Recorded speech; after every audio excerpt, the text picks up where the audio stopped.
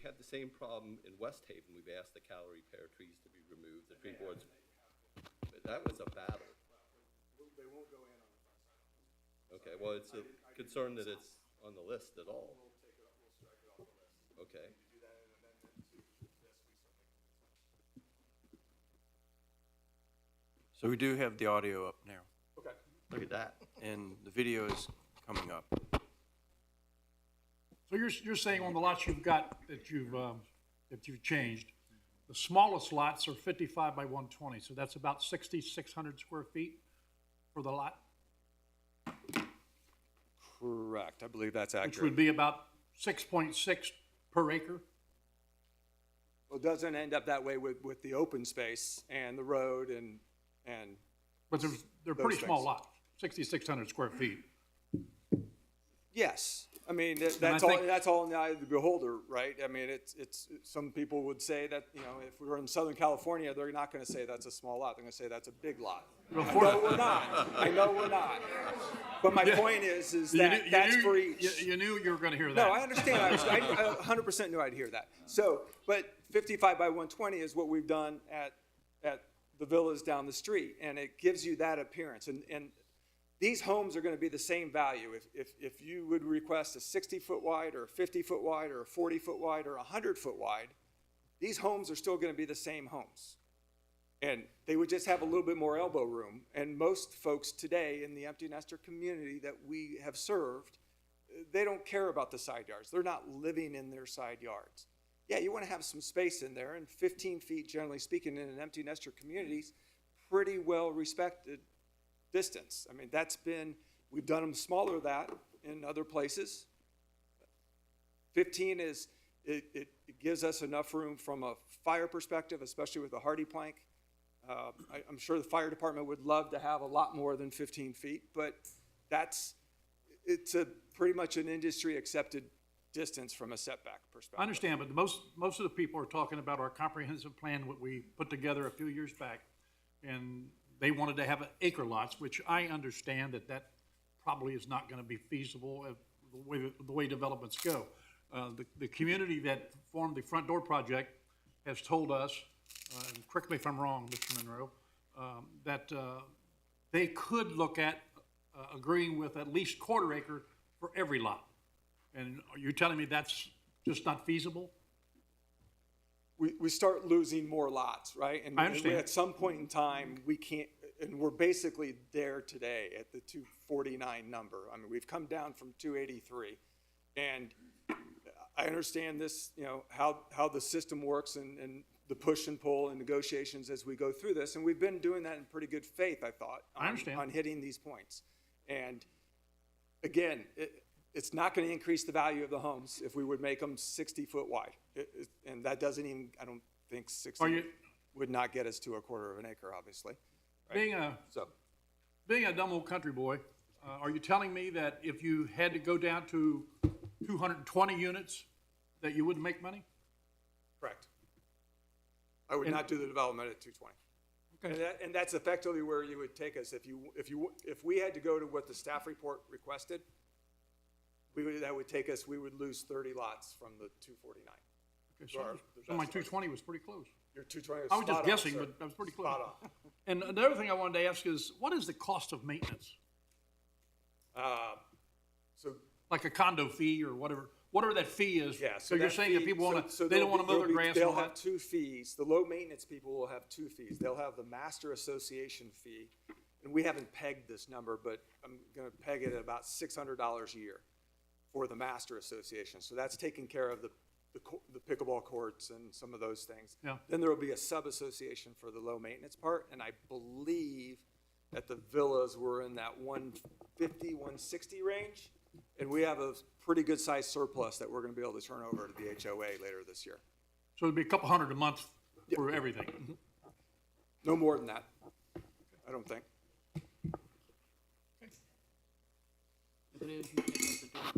I pick up the difference until we turn it over, yes, but Just asking. Point at the button.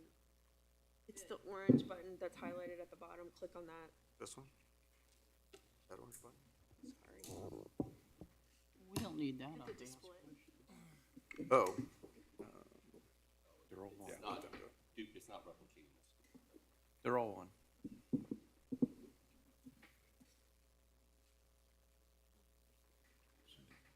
Any other questions? So now we'll open it up for public comment. If we have anybody from the public, I know we have at least one, maybe two speakers that want to speak. Ma'am, if you'd like to, as soon as Mike's away from the podium, you can go up and speak. Is that what we're looking for? As good as it gets, Mike. Okay. We're not in the council meeting, but if you want to Was go there up to the something we podium. wanted to have up on the screen, Mayor? What? Is there something we want up on the No. screen? Okay. The slide right before that's perfect. Yeah, that's good. Thank you.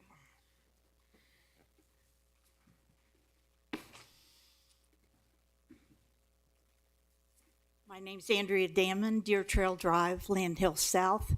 My property will butt into the new development. He had circled on there that your green space would be my tree line. So that would, I was hoping the green space would be past my tree line. But my tree line is mine, it wouldn't be your green space. Thank you. Thank you. We have someone else who would like to speak.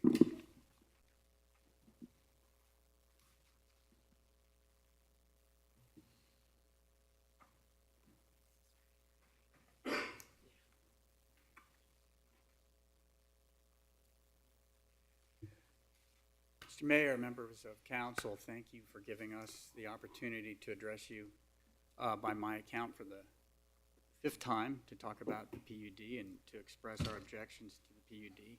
My name is Kip Monroe. I live on Walking Fern Drive, and I'm with the group called the Front Door Project.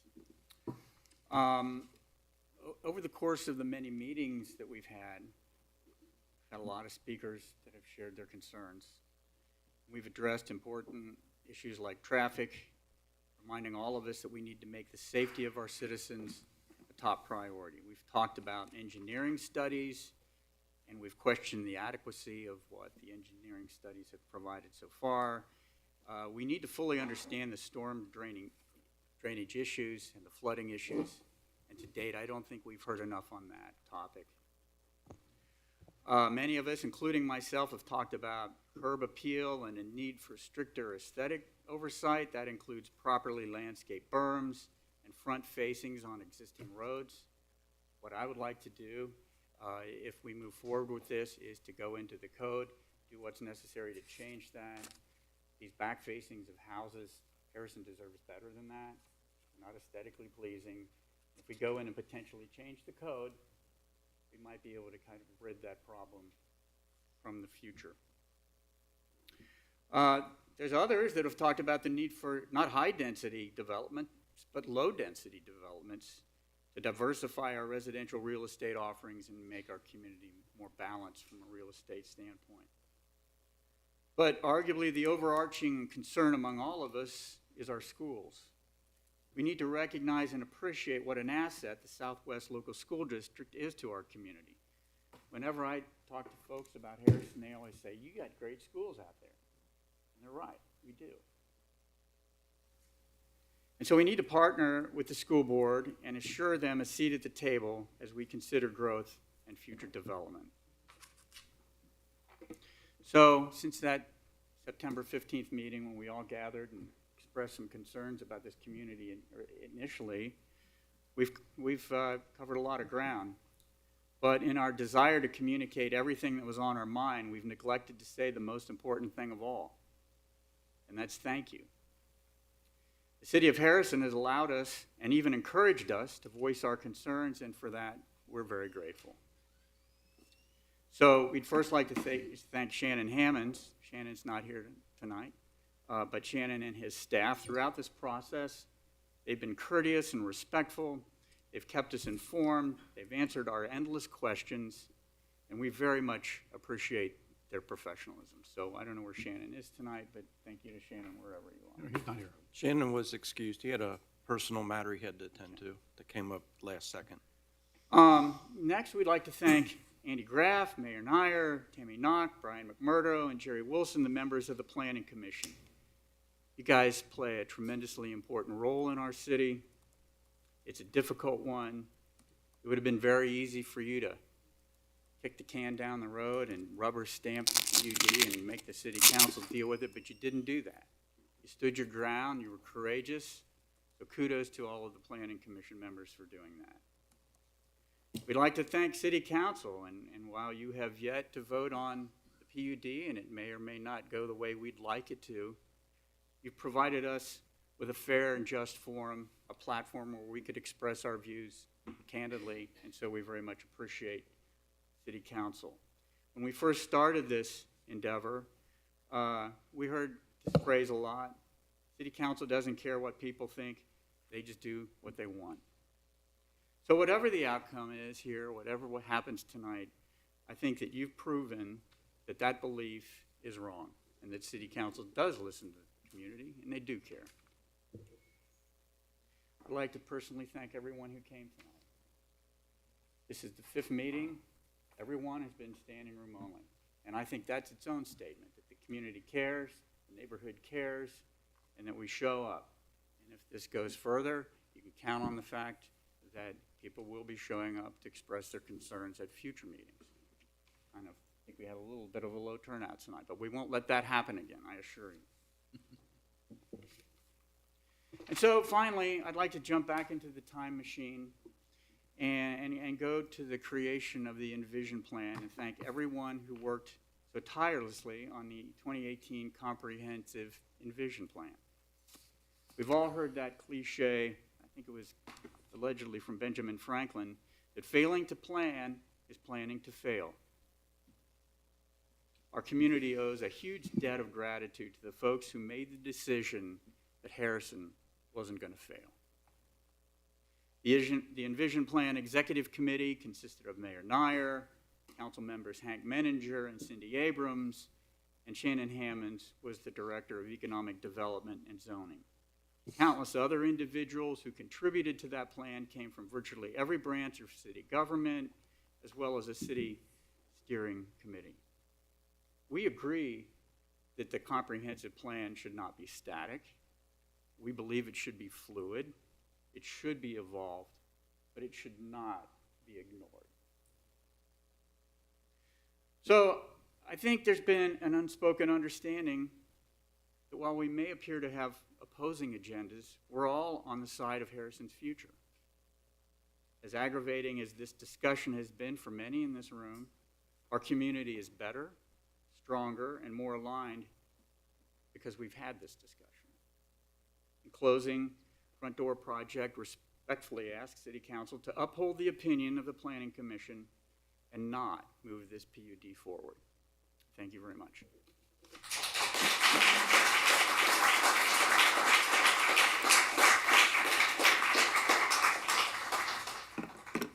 So 2 of the points you made were about stormwater in schools. So we do have a program that necessitates the developer to plan for the stormwater. They cannot put water off their site at a greater rate than it currently does with the 100-year storm. So they have to account for what comes on currently and any additional water they create from rooftops, driveways, pickleball courts, you name it, so that they control that. They have to bring in an engineered drawing that shows that it's going to do that, and that gets approved as part of the building process of the permitting process. So I'm not very concerned about stormwater. We've had older stormwater systems in the city that were built many years ago that have failed for lack of maintenance, but we have a program. Their stormwater system, there's residents all pay into our stormwater programs. Anybody that moves in will pay $2. There's a credit for seniors over 65 or fully disabled, permanently fully disabled people get $1. But that money's used to help inspect and ensure those systems are maintained. So we've got the stormwater thing pretty well under control. As far as schools, we coordinate work with the schools as best as we can. but we can't tell them what their curriculum is. So it's one of those, we stay in our box and they stay in their box. But when we have the opportunity to interact and work together, we do. Gradison listened, they're giving you statistics that show you're looking at 50 to 60 kids in this development. Parks of Whitewater, that's probably significantly higher.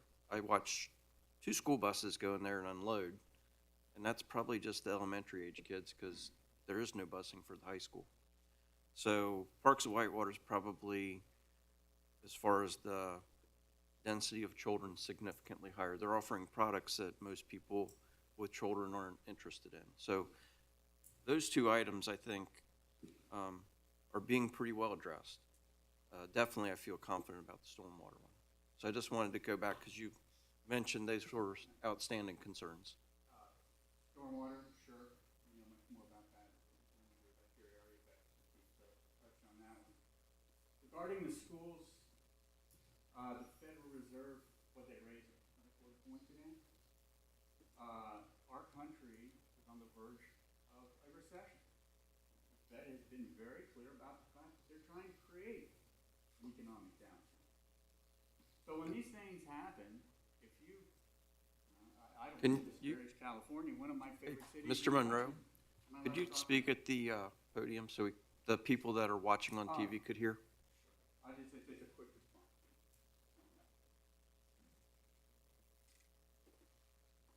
The point about schools I'd like to make is this: as we go into new economic waters, who knows what that's going to create? Who knows what the demographics are going to be? You can't really sit here and talk about resale value at all because the real estate market could change quickly. We can't really talk about the number of people that will be in the schools. First of all, it's a guess. And second of all, as the school systems in other parts of the Cincinnati area perhaps have issues, more and more people will be coming here because of the schools. And nature abhors a vacuum, and if the only places left for them to come are the villas, they're going to bring their families here to take advantage of that school system. That's an easy one. I think we've misrepresented the fact that there's not going to be a potential burden on the school system. Yeah, if things continue as they've been in the past, we probably won't. But if we have different economic conditions, they probably will change.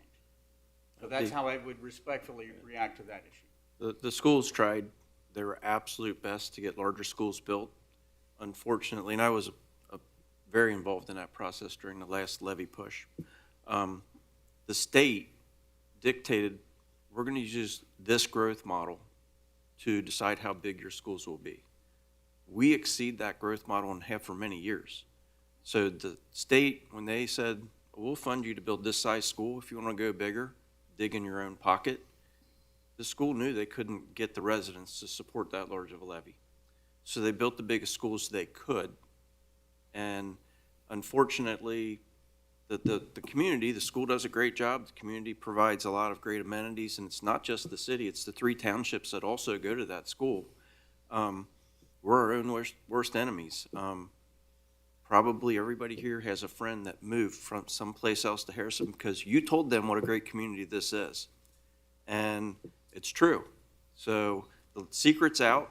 Harrison's a great place to live. I don't care if it's Crosby, Whitewater, Harrison Township, or Harrison City. We've got strong schools, strong program at the schools. But that's a problem that's at a state level to fix. If they want, the schools are getting overcrowded, and it's not unique to Harrison. All the great school systems in the state get overcrowded real quick.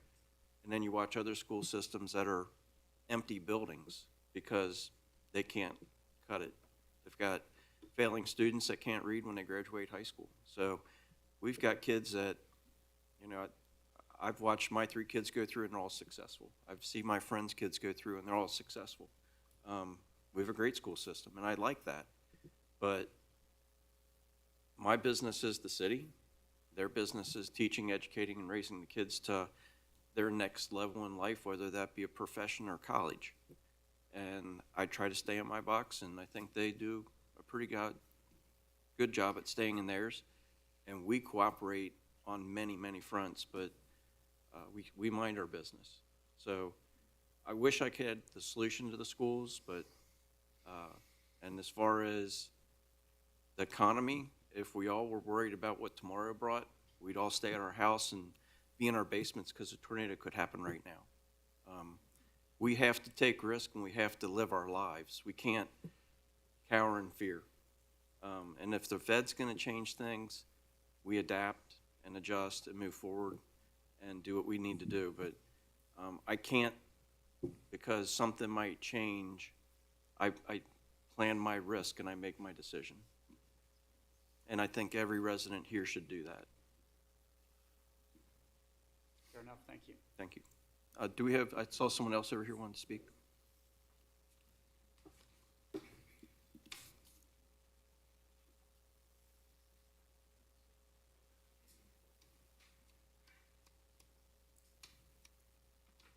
My name is Linda Peak. I live at 534 Miami Trace, which is in the city of Harrison. I've lived here for 50-plus years. When I moved here, it was a village. Went down Harrison Avenue, and there are shops everywhere, and you knew everyone on the street, right? I spent 40 years as an active member of the Southwest Local School District. My early years were as a volunteer mom that you could find anywhere, then a district employee, finally as a school board member. The reason I mention this is because in each of those capacities, I've met a lot of local people, business owners, neighbors, friends, teachers, parents, and kids. I've talked a lot to people. Even today, a lot of people talk to me and I listen. A lot of those parents are still here. The kids have left and come back. New young professionals and older retired people have moved here. Because this growing community was where we wanted to live. We got just what we came for. Friendly people, small town feel, safe place to live, good schools. What appeared to be a good planned growth, please don't change that. I've been here 50 years and seen good growth, but it feels like that's changing. Today, I don't hear that same pride that I once heard from residents. Today, I hear Harrison residents concerned about the city's growth and the future plans of growth. There was always talk about how fast Harrison was growing, and no one's against growth. It brings new ideas and diversity. Everyone knows that growth here is inevitable. We have lots of farmland left, and we have the most undeveloped land in Hamilton County. After this last development request, the prior one at New Haven and Dry Fork and the one on Edgewood, there have been many concerns, lots of concerns. I assume the city first annexes the property, and it then becomes part of the city of Harrison. The city community is very concerned about the direction of our growth. Very concerned. Growth is in your hands. How it grows is you as elected officials. A week or so ago, I had someone that lives in the Parks of Whitewater say how disappointed she was to look across New Haven and see nothing but siding. No character at all to those homes. They all look alike. This homeowner lives in a very nice home, a nice development, did not grow up here, but came because they heard what a good place it was to live. Why can't all of our growth be like that? Today I had someone say to me that Harrison was getting tacky. I had no answer for. That's embarrassing. We could and should be better than that. I don't know how this process works. I assume that the developer comes to you first and their plan starts there. Please don't let their plans and profits override the city of Harrison's people. Profits should never be more important than people. Listen first to your community, not the developer. Please follow as much as you can, the comprehensive plan of 2018. And be patient. Good opportunities will come. Thank you for your time and for listening.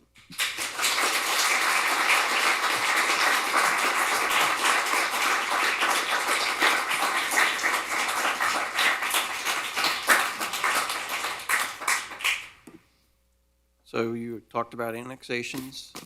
The annexation process all the annexations that have occurred since the city's initial formation as a city, which was a type 1 annexation.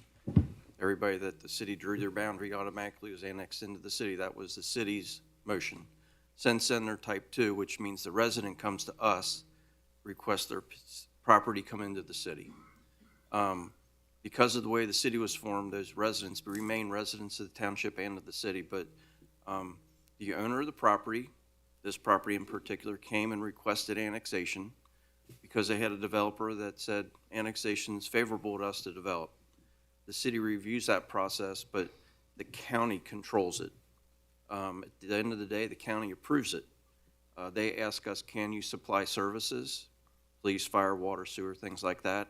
And unless it provides an undue hardship to us, we basically have to say yes, or we're in a liable position.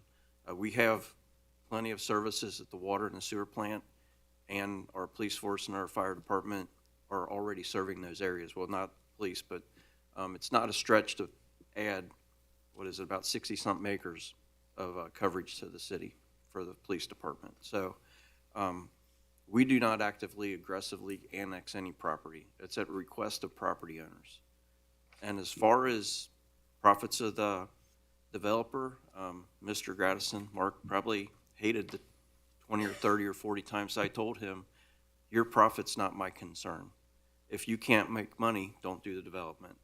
The city is my first concern. That's why you spent 2 years to come up with a plan, hoping that he could find something he'd make money at. But his profit wasn't my concern. I told him many times, if you can't do the project and make money, let somebody else do it. So those two things, you know, are some of the things that many people don't understand the annexation process. A lot of communities will aggressively annex property in to grow, to get the resident into their community so they get the tax base. We don't do that. We haven't since the city was initially formed. And as far as his profits, I will guarantee you he probably, it's been at least 10 or 15, maybe 20 times I've said that to you in different meetings. So, and Shannon holds that same kind of sentiment as far as the developers. Their money's their business, not ours. Our community's our business. So, if you have another speaker.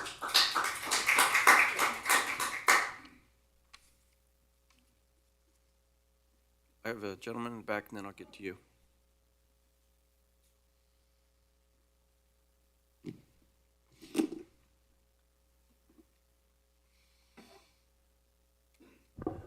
Mr. Mayor, City Council, everybody here. My name is Rod Hobday. I live on Harmony Drive, 302 Harmony. Lived there for about 23 years. We built the house there.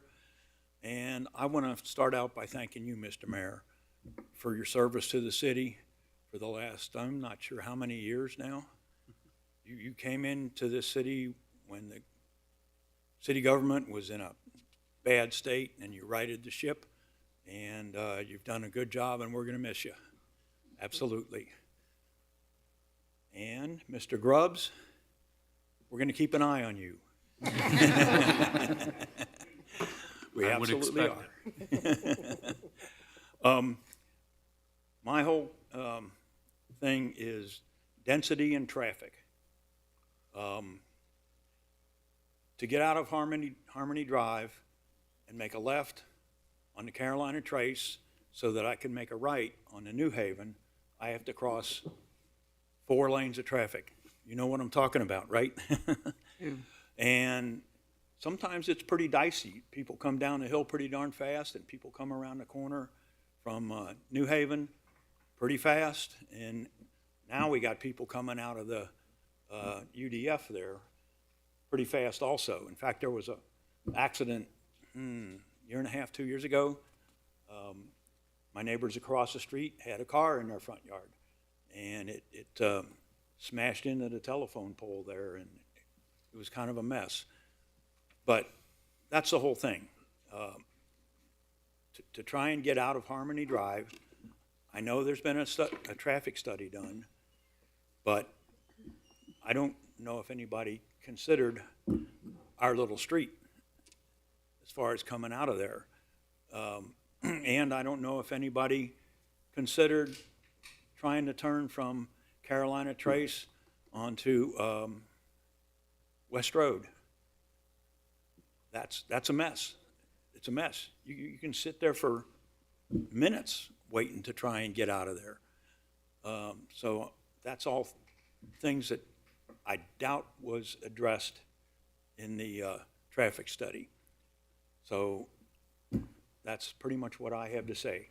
So the traffic study did not stretch down to the West Road intersection. It did not go that far. Why not? So the county engineer sits down with the traffic study company, not the city, not the developer, and determine the bounds of the traffic study area based on what's being proposed. So they don't control that. We don't control that. The traffic engineer at the county and the traffic company doing the study decide the bounds. And it went beyond the New Haven Road, Carolina Trace intersection, but it did not make it down to West Road. I reviewed the traffic study. It went out Carolina Trace to just past Carolina Pines. It didn't make it to Biddinger Road. So they considered the Carolina Pines impact, the Harmony Drive Walking Fern impact, and the New Haven Road, Carolina Trace intersection. So all of that area was in the traffic study. It did not go up to the interstate, and it did not go down to West Road. Okay, but I wonder if they did consider Harmony and trying. Yes, Harmony, so they look at the current housing that's on Harmony. They actually do a car count for a period of time, and then they use different factors based on when they do the count, if school's in session, out of session. Those are all agreed upon between the traffic study company and the county engineer, not either us or the developer. They set those bounds and to make sure that it's an honest, true study. And then out of that comes recommendations, which we discussed earlier, Mark did. We had our engineer, independent of that company and of the county, review it and talk to the planning commission members and council. They've seen the study and the review by JMA and TEC with the recommendations and what their interpretation of that was, because traffic studies are pretty dry and technical. Well, there's going to be, what, another 500 cars? So Coming down. 500 cars in a certain period of time, and then they give whether you need like a turn lane or a deceleration lane or some type of traffic control signals, and all those things are controlled or delineated in the study, what their suggestions are, and then JMA elaborated on that in their report to us. The only thing I've seen is that they're going to put a turn lane to get into the new street. I have not seen anything else. So it's probably been 4 months since I read the study, so I can't right off the top of my head speak to the very specifics of what is in it, but I do know the bounds of the study. I think there's going to be a lot more problems. Now, if they're coming from, traffic's coming from Biggs Boulevard on New Haven and making a left-hand turn onto Carolina Trace during rush hour now, I've seen traffic back up to almost Biggs Boulevard. I've seen that. Yes. That's not a good situation in our town. Well, so that's why that intersection was included. There could be changing of how the timing is on that light to help alleviate that problem. And I don't recall if that was in the study or not, but There's a large every time volume they of- look at an intersection, they look at stacking, peak hours, how many cars are there, and if they can adjust the timing of the light or add a turn signal or whatever, there's different things that can be recommended to address potentials with backups in traffic or delays at intersections. And that's one of the reasons there's now a roundabout at Weston Dry Fork. There's what? A roundabout out at Weston Dry Fork. Right. Over the years, I like roundabouts. at peak times, the delay was several, like 14 minutes in the morning when the junior high was loading up, and people were getting dropped off. That delay, from what I've heard from residents, is significantly shorter now. There's still some of a delay at that roundabout, but nowhere near what it used to be. And so that was through a traffic study that was done at that intersection. And hopefully the traffic study that the results of what's implemented as a result, if this goes forward, will do a good job of alleviating any problems. I mean, we try to make sure that when a development comes in, we address as many things as we can so that those problems don't have to get addressed 2 years after the development's there. It's very difficult after the fact to Well, I'd like to get the see the horse back in traffic the study barn. and see what they have planned for. Well, we have a copy of the traffic study and the JMA report, so if you contact Shannon, he can provide you a copy to read. Okay? But I urge you not to approve this.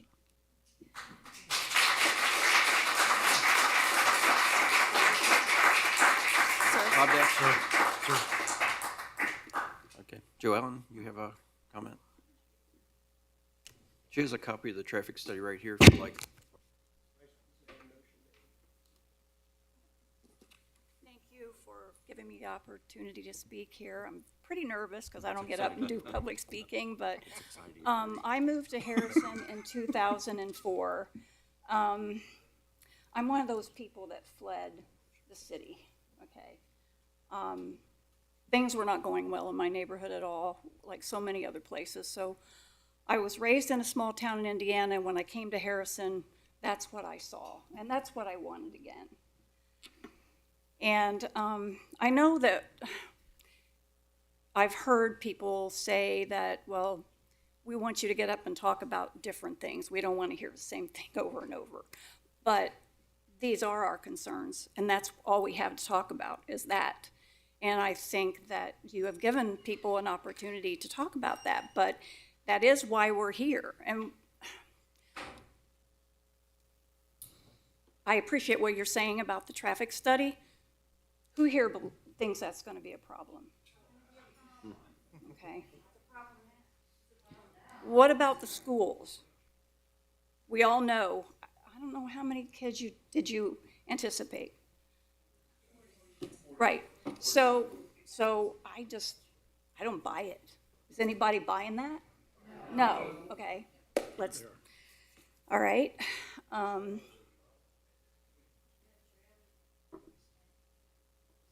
We all know traffic is going to be a problem. I don't know if I said that already, but just popped into my mind again. And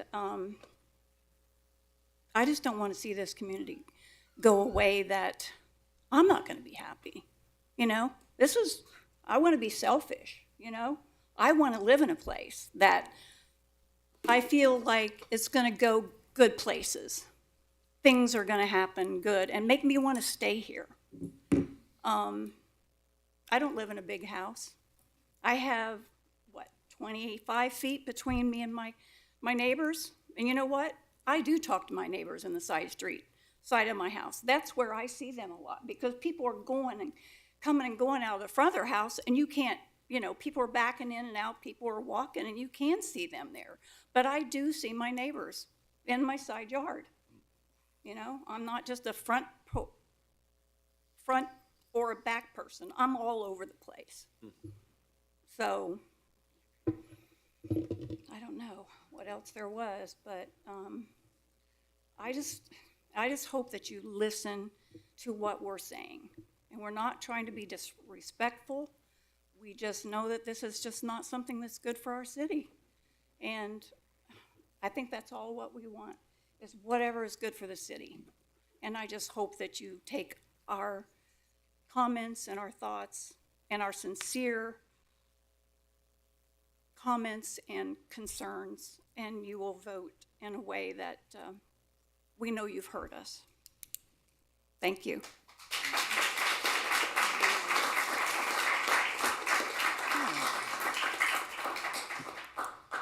So I'd like to fairly quickly get into the regular council session. If we have one more speaker that has something different and new, I'd be willing to let them speak. Otherwise, we're going to close the hearing. I'll let you speak, and then I'll let the developer maybe have 5 minutes.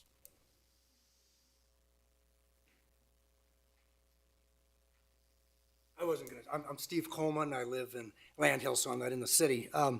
But the, different, something new and different. I believe that the property owners should be allowed to do whatever they want to with their property.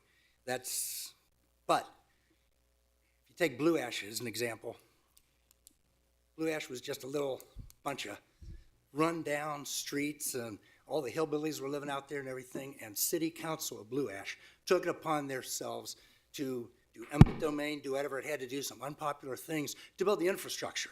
And I just don't think the infrastructure is built in that area there for the development that they're talking about, and I can see why everybody's upset. But it's a shame that people can't do what they want to with their own property, but it's also a shame that, or not a shame, but city needs to get involved with planning ahead. And let's make this a Blue Ash, or whatever you're saying. This is such a great place to live and everything. Then you look at those back doors of those Ryan homes, or what do you call those, you gotta have windows, right? And I see that's on the plan, you're putting windows in finally. But I feel for the people at Parks of Whitewater, drive past, you go, can't believe you paid all that money for that view that you've got there. So that's all that I have, respectfully. And I don't know, whether that's able to be done or anything, but there's been examples of other communities that have grown and that are showcase communities in the district, in the area where there are city governments and and I see all the development around, all the industrial and everything, the plans, it's great, but the community part here is lacking in that, front door is what we're calling it, the front door. So that's all I had to say. Thank you.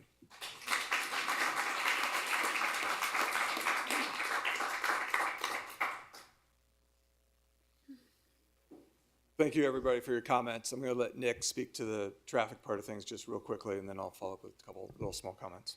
Nick Sellhorst, Choice One Engineering. Mayor, you mentioned you hadn't read the traffic report in several months, so a northbound right turn lane into the Villa side was warranted.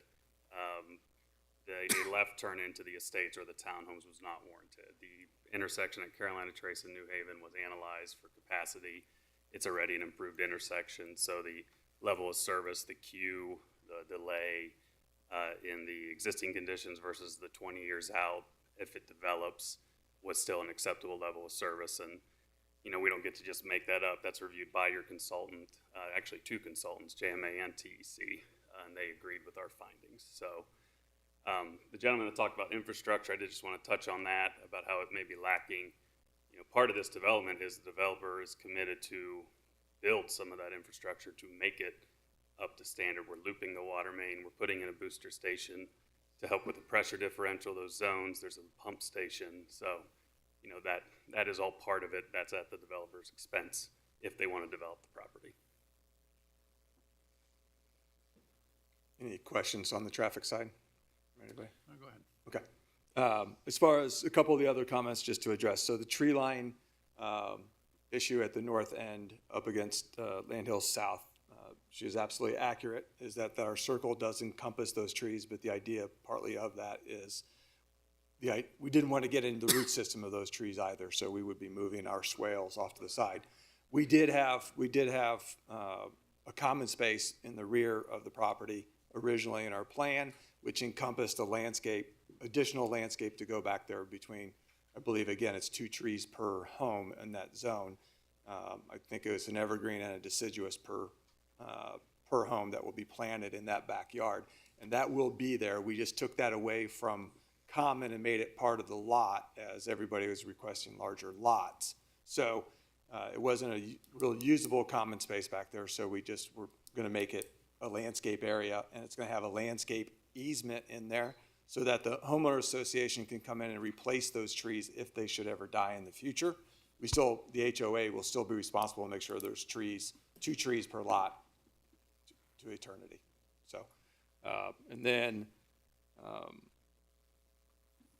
the infrastructure, Mayor, you're absolutely accurate as far as the profits go. I mean, that is not your guys' purview. That is for us to decide whether it makes sense or it doesn't make sense. And he was absolutely accurate. We've had that conversation a number of different times so far. And then I guess the last thing I wanted to touch on is the comments on the homes that are off in New Haven across from the trails. I just want to make sure everybody understands is that 2-story product that's over there that's built today is not what's being proposed in this development. It's the single family ranch-style homes that are on the south side of Dry Fork are what were proposed here, as well as then an upper-end product that's more like the trails and the parks, both, right? Okay. So just wanted to clarify that it won't be what's called the Simply Ryan homes that's in between Dry Fork and New Haven. That's all I've got. Still gonna have a 25-foot easement on one side of the Yes, yes, green, it's going to be part of the lot, but it's going to be, again, the whole area is maintained, right? And so if a tree dies, the HOA has the ability, it'll be written in the covenants, that the HOA will take care of that tree that's gone down. Still a lots that back into our property area. To the south. Yes, Their property line's gonna go right back to the development property line? yes. But there will be a landscape easement in there that will house where the trees will be planted. So And the homeowners will essentially put a fence up there right on. we won't allow them to put a fence right up against there because it'll be a drainage area as well. So we won't let them put a fence in that drainage easement. Again, as the HOA goes, there will be approvals for all those architectural things that happen there. So I'll let you go. So I'd like to thank everybody for their comments tonight. I think you were respectful. Everybody was patient to hear everybody out. And at this time, we'll close the public hearing. I'll give council about 2 minutes if they need it. And then we're going to open start the council meeting, the regular council meeting.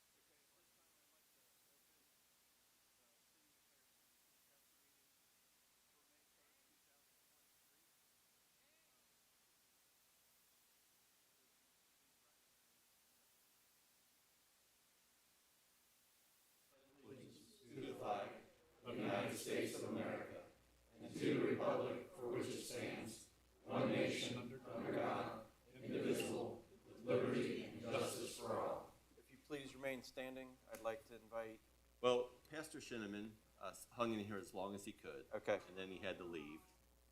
So We'll go I ahead. would like, Mike, if you would mind, could you fill in? Thanks for volunteering, Mike. You're welcome. I'm volunteering you. I'm I being believe that's volunteered. called voluntold. I did upward sports ministry for 14 years, and I've been voluntold by my wife many times, so it's okay. Yeah. And it's part of being public service. So let me pray. Lord, we just come here this evening.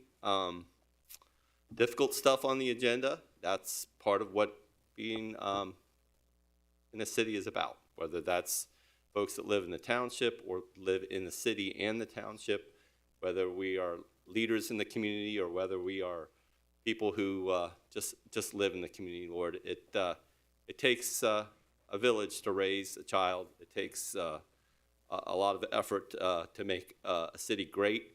Cities have lots of issues, but people still come and want to live in them, Lord. And we just pray that as we weigh out all the issues on our agenda tonight, Lord, that you would be with us, that we would look to you for guidance and wisdom and knowledge. And I just thank you for all the people that are here this evening, Lord, and I pray that you would put a blessing on those that are here tonight, those that are watching us online, and as well as the remaining 12,000 people that live in this great city. It's in Jesus' name I pray. Amen. Thank you, Mike. Roll call, please. Wilson, Jerry, Here. Mr. Wilson. Mr. Wilson, Mr. Agner, Here. Mr. Grubbs. Here. Mr. Samuels, Here. Ms. Joel. Here. Mr. Baines, Here. Ms. Wilson. Here. First item this evening's approval of council meeting minutes from April 18th, 2023. Second. Any corrections or additions? Hearing none, roll call, please. Mr. Agner, Yay. Mr. Grubbs, Abstain. Mr. Samuels, Yay. Ms. Joel. Yay. Mr. Maines, Yay. Mrs. Wilson, Yay. Mr. Wilson. Yay. The first item we have under guests and visitors is a donation by the American Legion. If Amy Foley would please come up, she's with the Tri-State Peer Support Team. We got a letter from them at the Legion asking for money to help with fire people who are in distress or having tough times doing their jobs and stuff. So the American Legion would like to donate to her $1,000.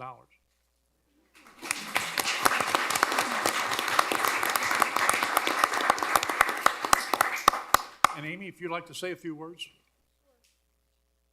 So my name is Amy Foley. I'm one of the co-founders of the Tri-State First Responder Peer Support Team.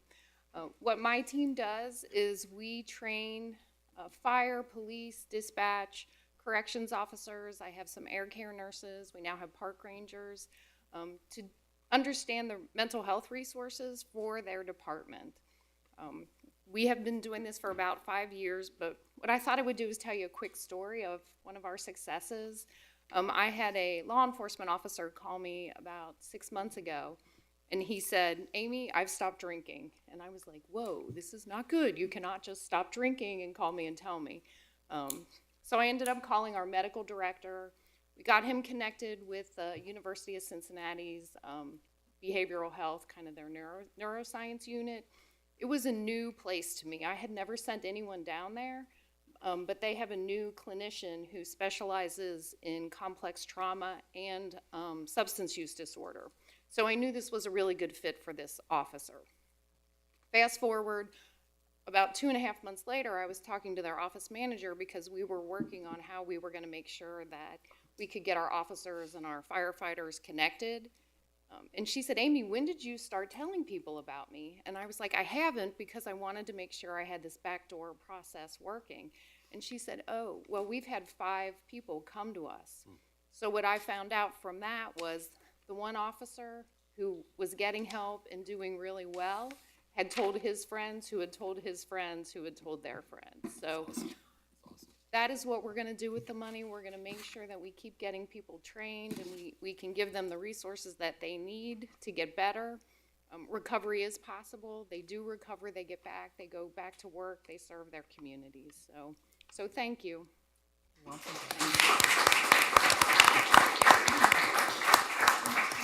A lot of times we get a picture. Do we Shannon normally does that. Wants to take a picture. I got a camera. Sure. All right. Can you come up and we'll get a picture of the presentation? Oh, gee. Amy, you want to come back here so we can get that check out?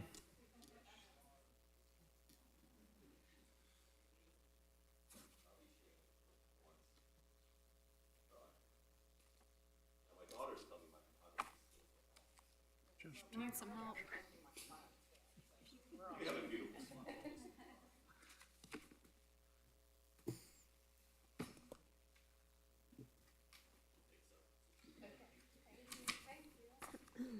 Thank you, Mike. Sure. Shannon takes care of it, so give it to somebody.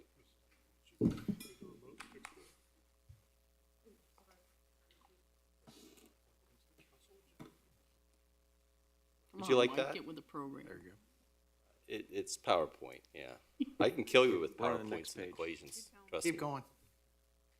Next page, there you go. There we go. Okay, so we're gonna now move into the business portion of the meeting.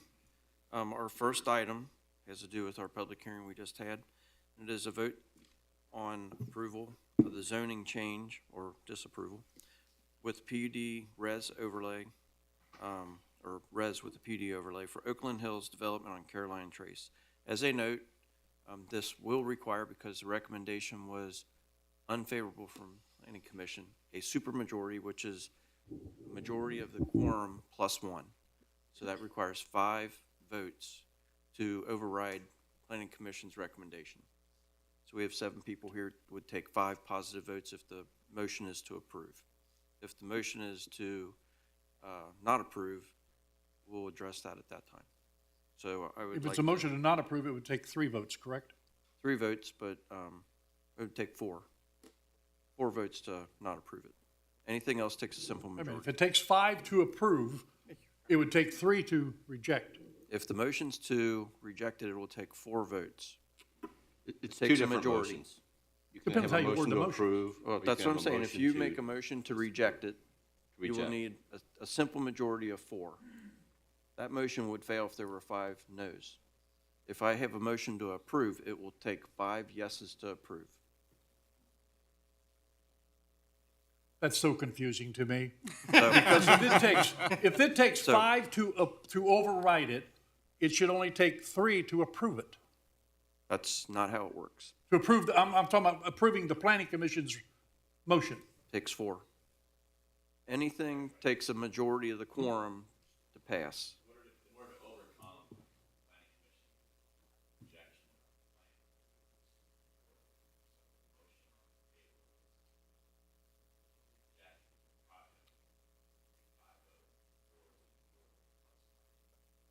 If the motion is to reject, it still takes, No.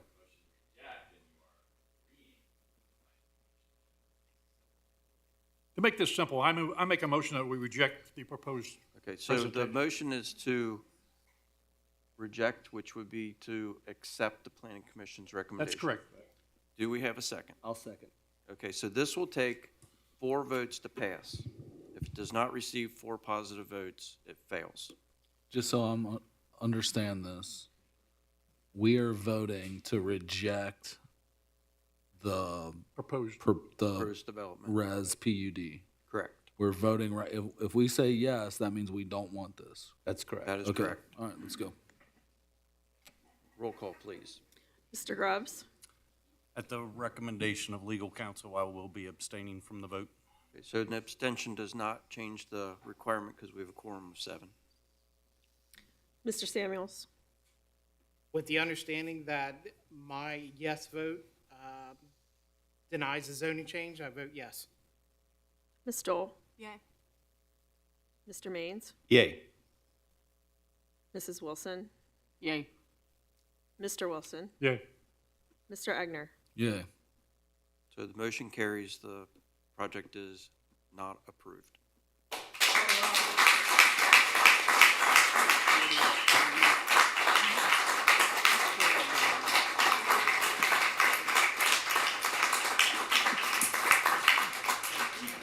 So the developer is eligible to resubmit a new plan.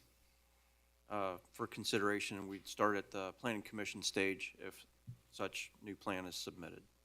But thank you for your efforts and your time. The next item is to vote on the appointment of the finance director, Kim Downey, to be Harrison's Rita Council of Government delegate, and Ryan Samuels to be the alternate delegate. So moved. Second. Roll call, please. Mr. Samuels. Yay. Ms. Stoll. Yay. Mr. Maines. Yay. Mrs. Wilson. Yay. Mr. Wilson. Yay. Mr. Egner. Yeah. Mr. Grubbs. Yay. Motion approved. Next item is a vote to participate in the RETA non-filer or non-filing delinquency letter program. So we have to opt into this program, and council needs to authorize us to do Wilson that. J.W. moves to approve. Second. Roll call, please. Ms. Can we- Stoll. Oh, excuse me. Can I understand what we're voting on? So RETA manages our taxes for us, and if people fail to file, they have a program that we have to opt into to send non-filers, anybody that failed to file, a notice of their delinquency. We did not opt into this program for a couple of years, and there were letters sent out to cover a 6+ year period when we opted in. So I've advised our finance director that we should opt in every single year. It's not fair to wait 4 years or 5 years and then tell somebody you've got 4 or 5 years of interest and penalty built up on this on top of your taxes. Agreed. There was a lot of confusion because we didn't, people getting, So this will be hopefully an annual occurrence that we approve this program. and this is recommended by our finance director, correct? Yeah, this Yes. was actually discussed at Finance Committee, and the Finance Committee did move forward, Thank with you. this. There is, Thank you there for is a clarification. cost. There's I think it's what, $1 per mailing cost associated with this, but, Sure. From my personal standpoint, I think it's good to participate in this, as the mayor was saying, just to keep the consistency and keep the letters going. It's not fair to someone who is not aware that they have taxes, to do this every couple years. We want this notice going out every year, just to clear up any issues that might be out there. Right. That was our standpoint. It's almost as confusing as the last thing about yay or nay. It seems like this should be something that would be automatic, that RETA would take care of, right? But they don't do a lot of things that we expect them to do, so. It's a little bit more than $1 because generally, I don't think they do anything up there for $1. Well, they're supposed to save us money, and I have to wonder how much they save us and how much they really collect. and- It might be $1, but. Sure. So confirm the first part of the roll call that you took, and then we'll continue with it. As Now that far we've had as, discussion. She hasn't.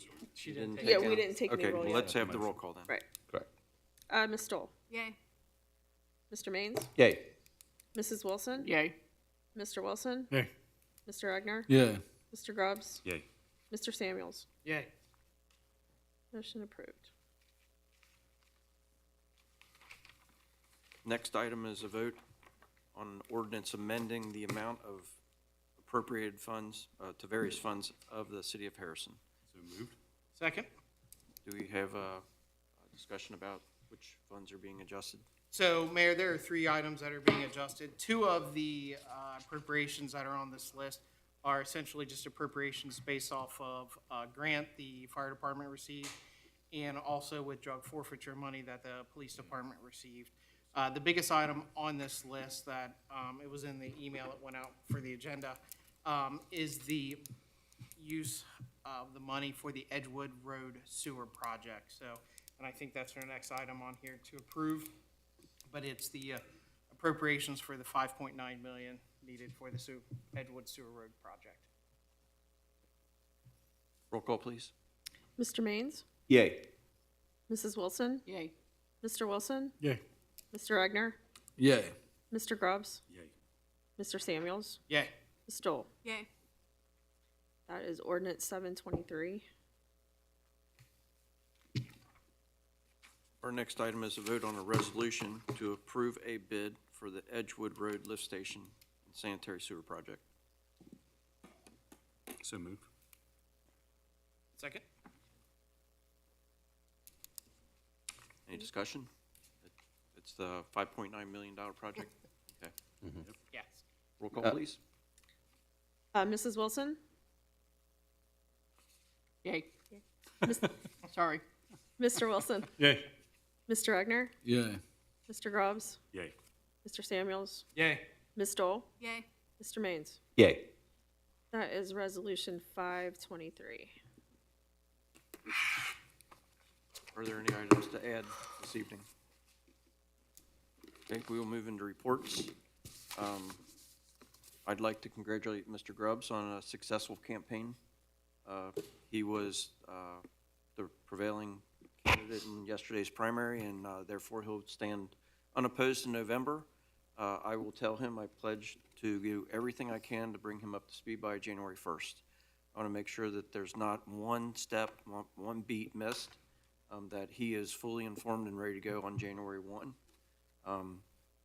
Probably in the next couple months, we're going to get started. There's not just the mayor's, but there's the mayor's fund, and there's a lot to the job. I thought I knew a lot of it when I stepped in, and I didn't get the turnover. So I want to make sure that you have that turnover. If you don't think I'm doing it quick enough, let me know.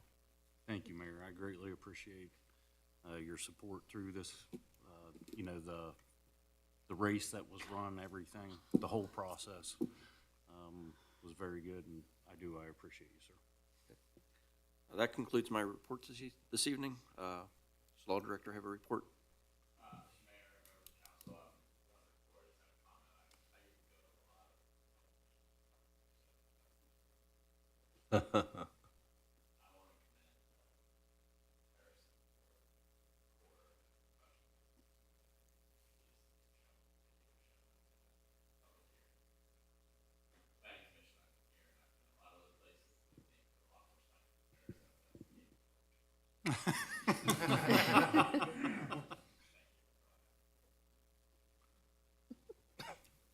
Okay, we'll move to the council reports.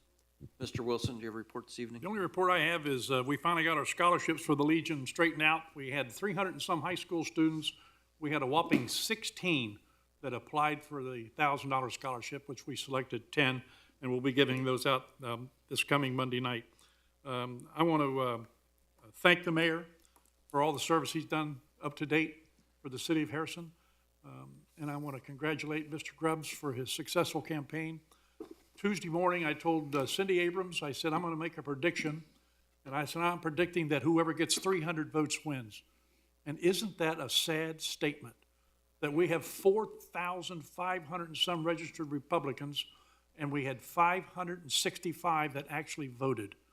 I think that's a sad statement, and I don't want the citizens of Harrison get ticked off at me, but shame on you. We should have had a lot more people out voting on such an important thing. That's all I have, Mayor. Thank you. Mr. Egner, do you have a report this evening? I too want to congratulate Ryan and, you know, tell you that I appreciate what you've done for me and my time here on council. And then June 7th, we'll have our committee meeting to discuss revitalizing the community center. We had to cancel it tonight, so we will have it on June 7th. That's all I have, Mayor. Thank you. Mr. Grubbs, do you have a report? Just a couple items. I'll thank you more at the end of the year. We got a while. So, Okay.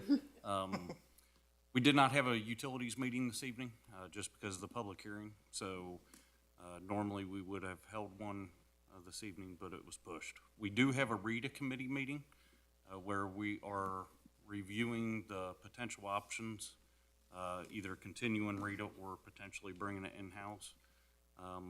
But we do have a RETA committee meeting on Tuesday, May 23rd at 6 p.m.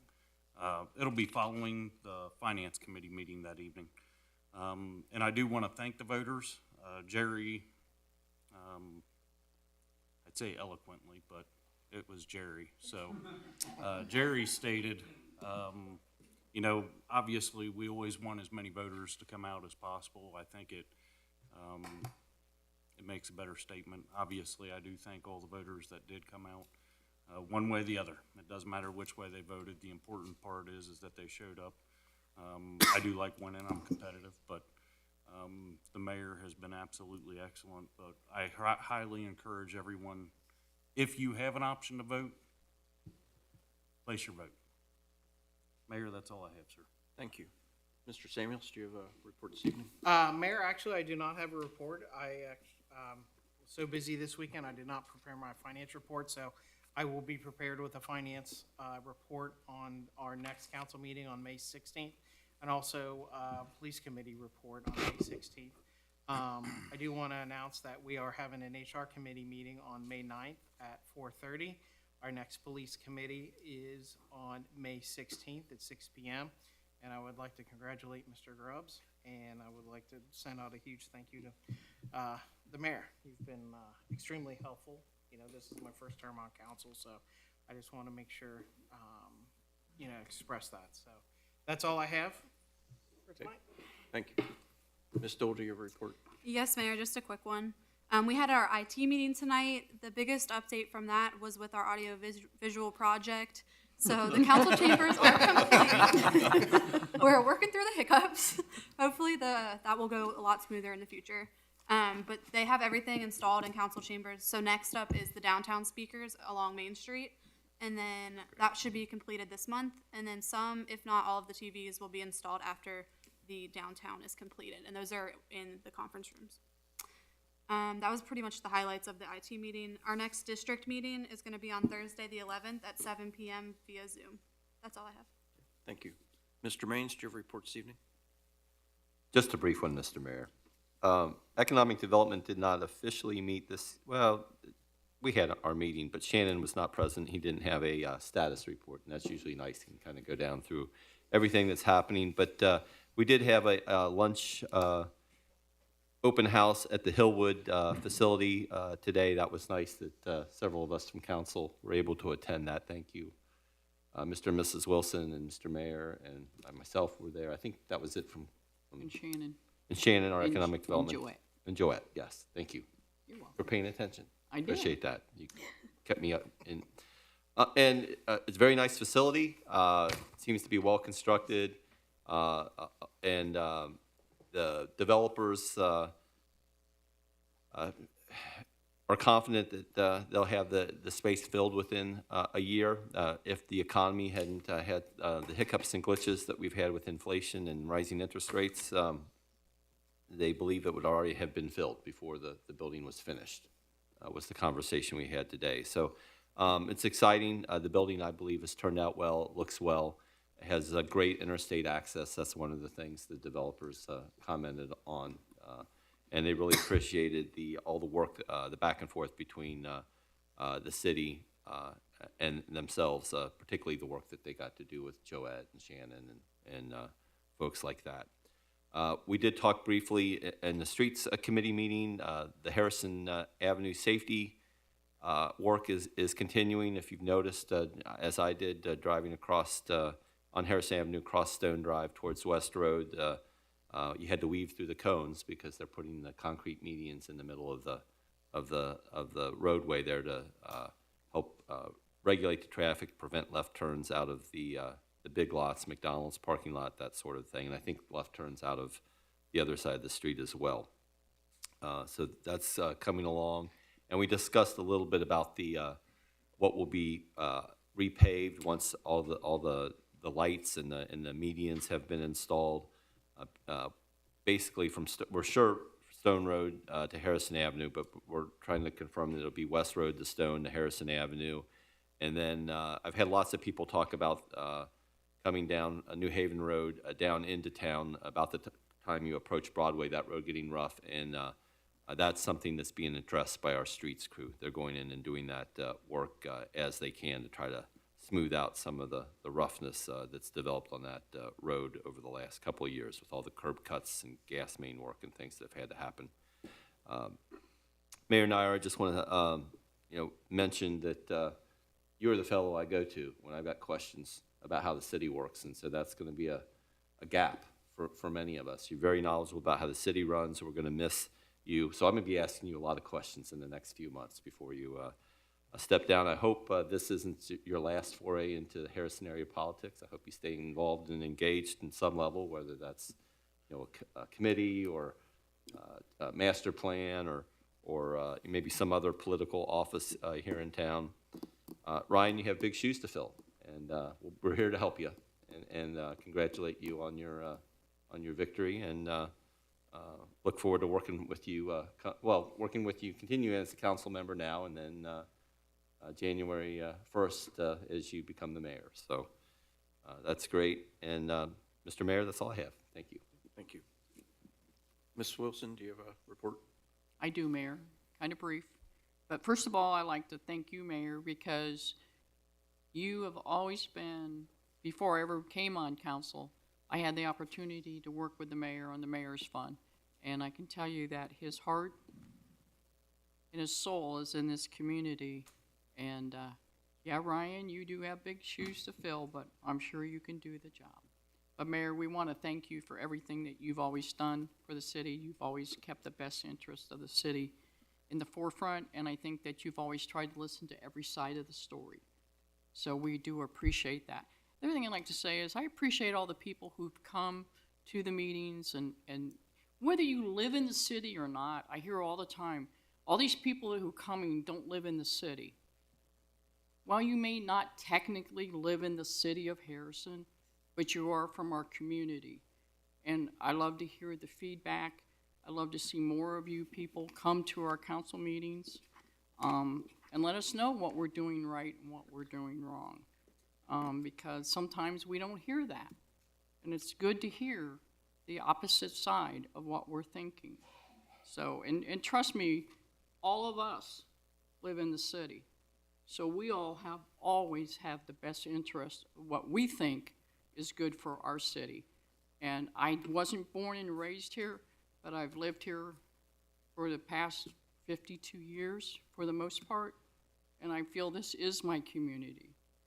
And I love it here, and I'm always concerned of what's going on, what's happening, and I appreciate when people come and tell us, hey, listen to me, we want to be heard. So I don't care if you live in the township or if you live in the city, you need to come to these city council meetings and be heard and let us know what you're thinking. Okay, I have a short recreation committee report. Our summer concerts are on the horizon. June the 13th, we'll start out with 90 Proof Twang.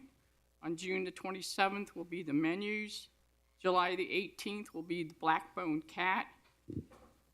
And August the 1st will be the Naked Karate Girls.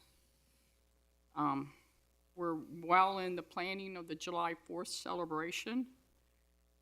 Our next recreation meeting will be May the 10th at 7 p.m. here at the Community Center. I'd like to say on the Veterans Committee that the Memorial Day Parade will be May the 29th. Anybody who's interested in being in the parade, the lineup will be in front of the Harrison Elementary School on Broadway at 9:30 a.m. They'll march off at 10, and they go to the cemetery and have a very nice service. If you've never been, you should come. That's all I have, Mayor. Thank you. Thank you. I believe Mr. Samuels has one more item. Just one quick note. I would like to send a thank you to Joette for stepping in. Yes. Oh, well, thank Got a you. pretty heavy load, Yes, a it lot was a of, pretty heavy load today. Planning Commission in the past couple weeks, and so I just want to make sure we point out Well, thank you, I the effort appreciate you've that. made. Thank you. Thank you. I forgot one important item as well. Our Not Arbor as Day, brief as the last one, though. this will be Much very briefer, brief. okay. Arbor Day celebration was last Tuesday of the month. Was it last Tuesday? Yeah. And we had Mr. Gray come and speak, and we gave away several Kentucky coffee trees, and 3 of them are planted down at the track, and so that's all I have. Okay. Do we have a motion to adjourn? Motion to adjourn. Second. Roll call, please. Where Whomever. we at? Somebody, please. Mr. Wilson, Yay. Mr. Egner, Yeah. Mr. Grubbs, Yay. Mr. Samuels, Yay. Ms. Dole, Yay. Mr. Maines. Yay. Mrs. Wilson. Yay. We stand adjourned. I'll Thank say you. nay and then